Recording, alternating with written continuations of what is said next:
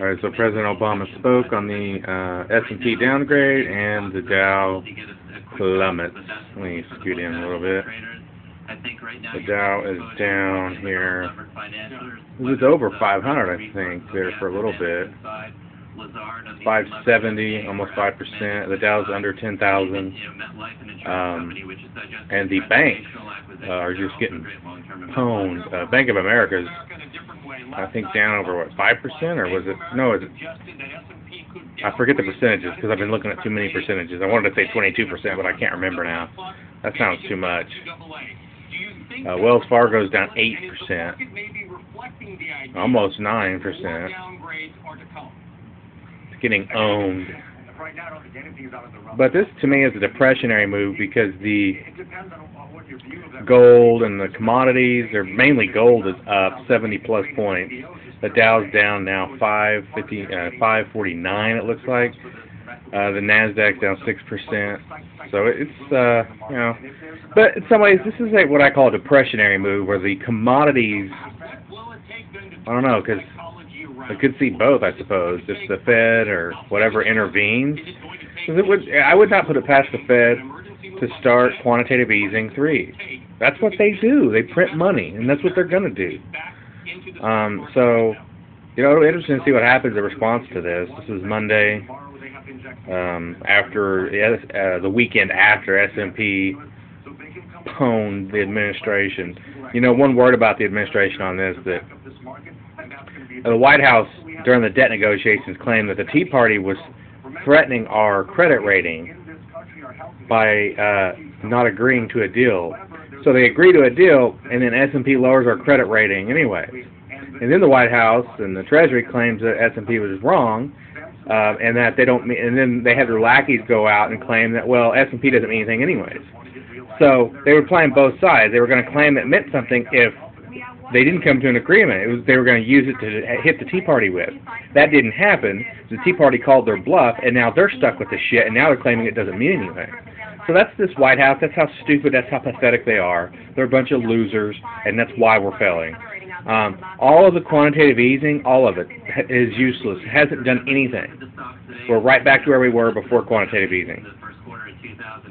So it's a bunch of bullshit.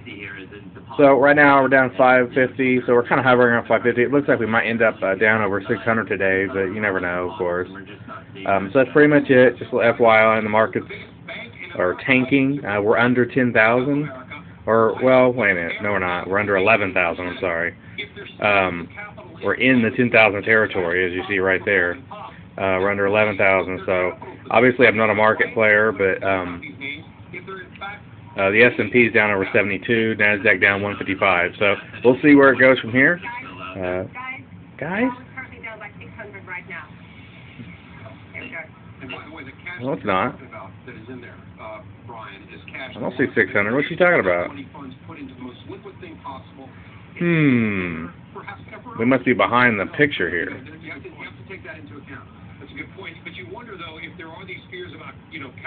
We might be hitting a circuit breaker if this starts to get out of control. If it did get to 600, I don't know what she's talking about 600. It says 500.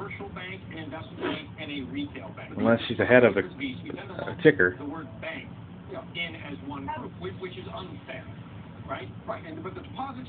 Maybe she just now realized she failed. We're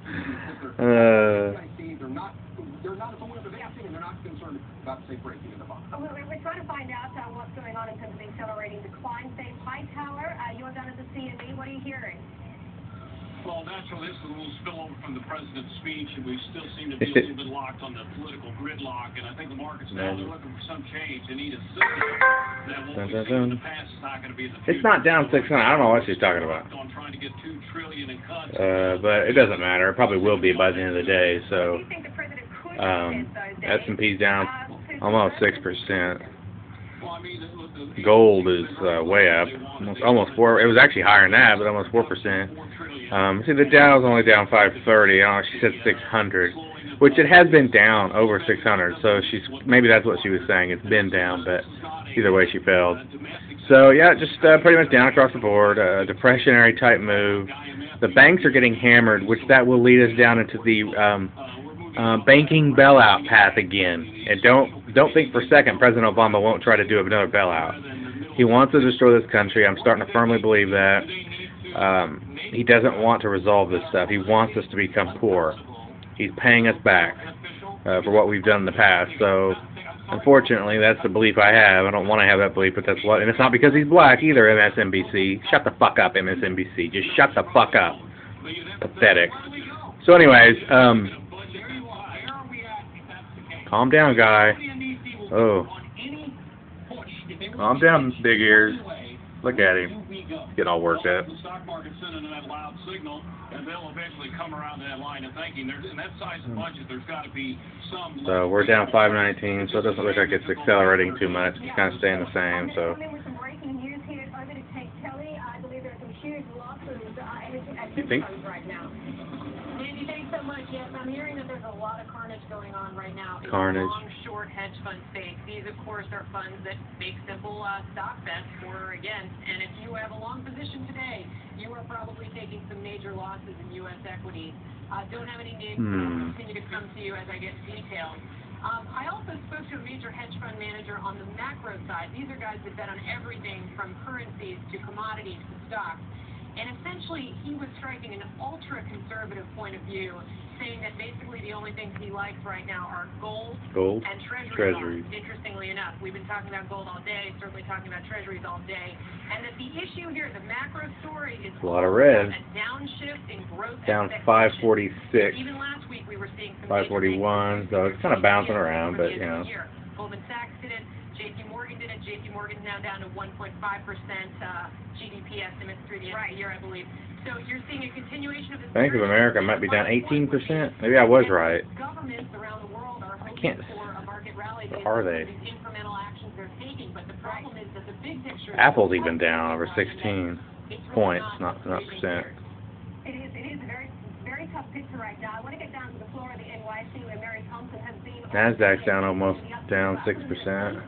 What are you hearing on the floor there now, Mary? Well, I just want to pick up on something that Kate was telling us, and she's speaking to the macro manager, saying the only thing he's buying right now are gold and treasury bonds. And traders saying here that's part of the problem that's going on here. There is basically a buyer strike. Well, maybe we should outlaw buying gold and treasury bonds. There's no one out there. I mean, if they're hurting the market, maybe we should outlaw it. You know? Are you thinking about buying anything? He said, sure, if Bank of America goes to 4. Well, that's another 50% decline about from where we are right now. Hey, Mary, this time, you look at this and you start saying, is there an artificial increase in gold at this point, or it's amplify its value at this point? Have you been hearing any talk about that? I haven't heard anything about that today. What the hell is he talking about? Talking about what the action is. Artificial. Fake? Increase in gold at this point. Just because of this euphoria, and that's the only place to go. Oh, God.